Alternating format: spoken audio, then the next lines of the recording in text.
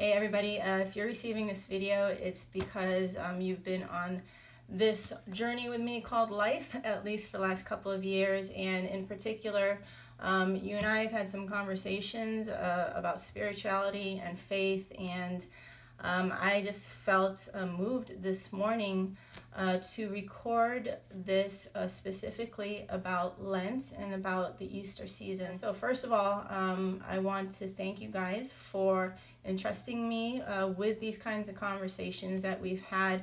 I know a lot of you are in different places in your journey. Some of you have already, given your life to Jesus and have been discovering a lot of things since that day has happened that you did not know, and may freak you out a little bit, and that's okay. And then some of you are struggling a little bit with your faith, and then some of you are kind of just just kind of like curious, and that's all cool. All of that's great.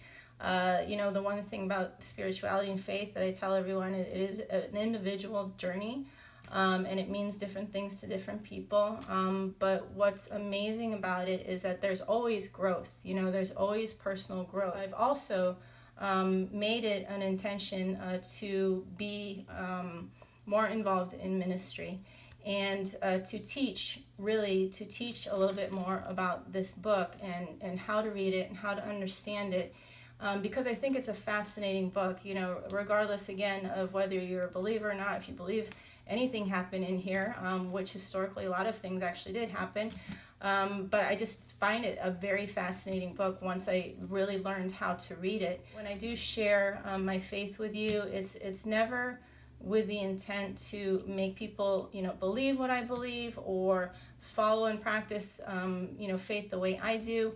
It's really to present what I've learned to be true, at least through my experiences, my personal experiences, and some of you have been there with me. And then, to just kind of let you make your own decisions and to research, things for yourself. Because, if you were like me, I grew up in the Catholic Church, and it was kind of just force-fed to me through schooling and through, the environment I grew up in with my family. And so I never really got to understand faith for what it meant for me.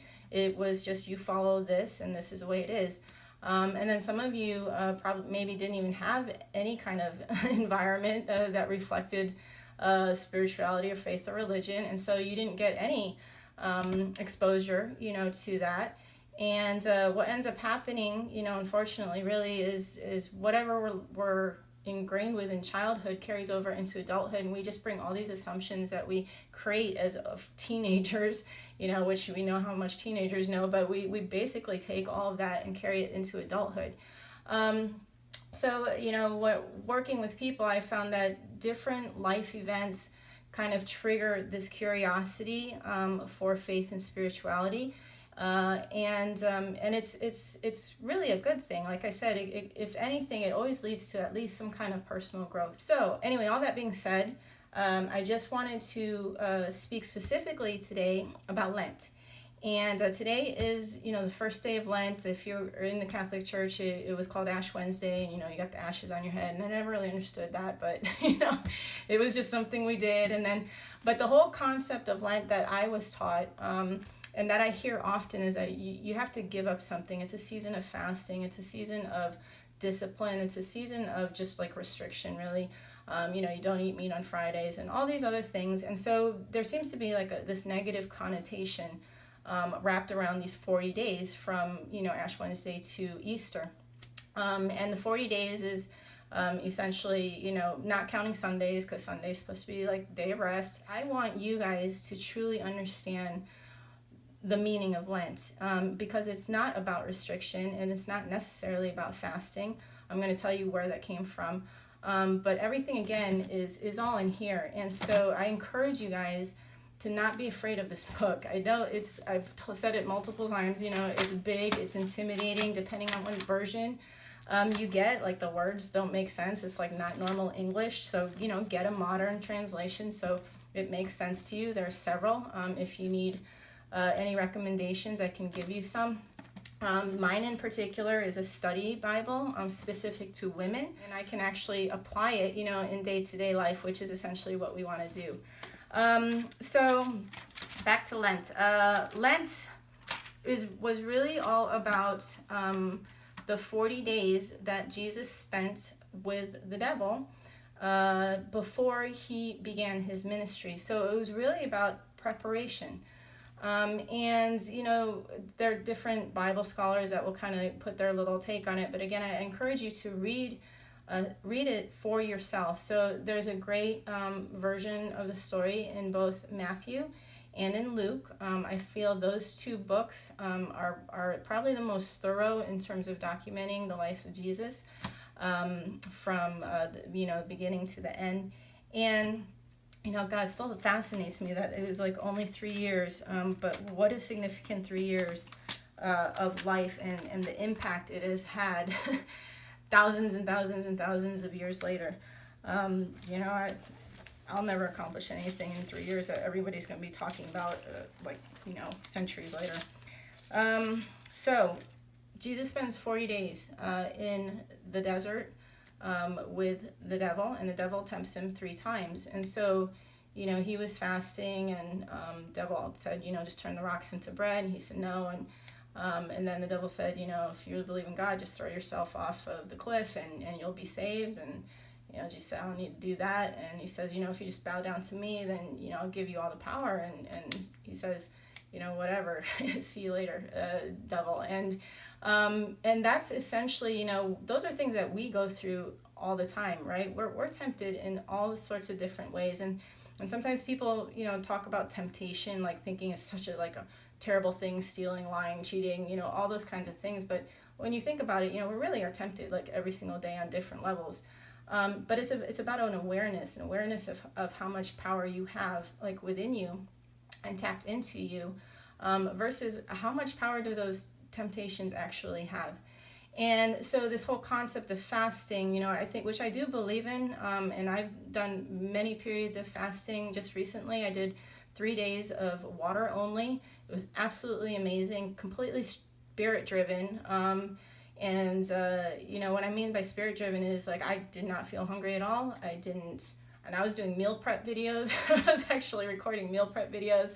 Did not feel, and it was directed like that morning, Mel, go on a 3-day fast. And I was like, I'm not mentally prepared. But, when things are driven by the Spirit, it's a really, really powerful experience. And so, so I just did that and had it was deep in prayer and had some prayers answered. It was really, really cool. Essentially, the whole point is just getting focused. You know what I mean? Like getting focused on what it is you're trying to accomplish. Whether it's, just getting focused on getting rid of distractions, and like if you're trying to meet a fitness goal, obviously you don't want to be tempted and distracted by foods that are not going to help you, achieve your goal. If for me, I'm in a season of really trying to get some things set for where I want my businesses to go in the upcoming year or two. And these are things I've put off for a really long time. So I had to get really focused and like eliminate a lot of things, including social media, which, for some people thought that was, suicide for my business, but it's been fine. I've been great. I've been super intense. And I haven't really felt like this in a really long time. So it's been awesome.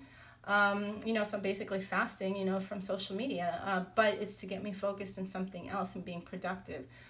Some people take the season to mean like, let me do something good, which is great, to go above and beyond and focus on doing something versus giving up something. And I don't see really anything wrong with that.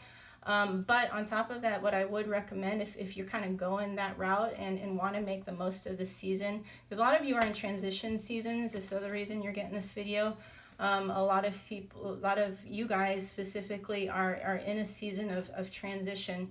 When we're in these seasons, we really do want to get intentional. I use that word a lot, be intentional about what you're doing every day, who you're listening to, what you're reading, who you're around, what you're doing with your time. Those are all things that are going to move you forward.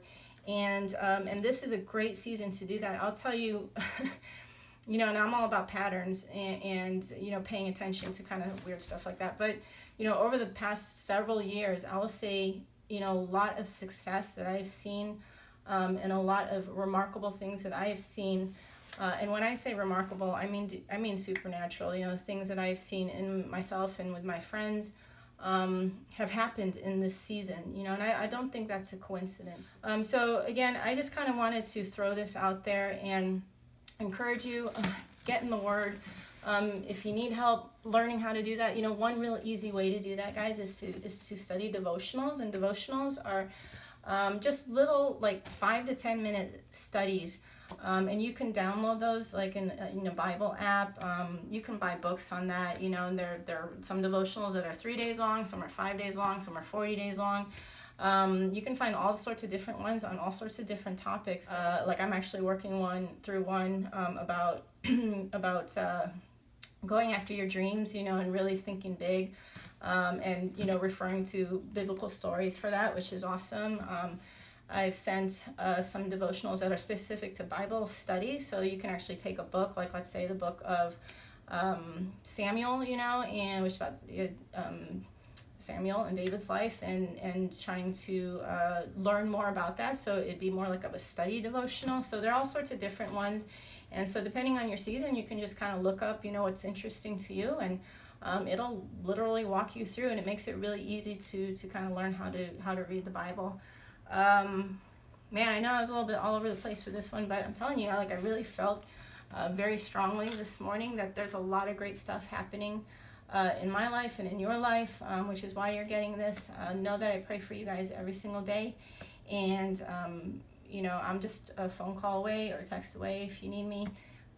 But I hope that clarifies a little bit what the season is. I don't want anyone in my circle of people to have any negative thoughts about Lent and that word and what that means. This is really a season of preparation for you to be better. You know, a season of focus. You know, a season of change, and it's a good thing. It's a good thing. So love all you guys, and I hope that helped.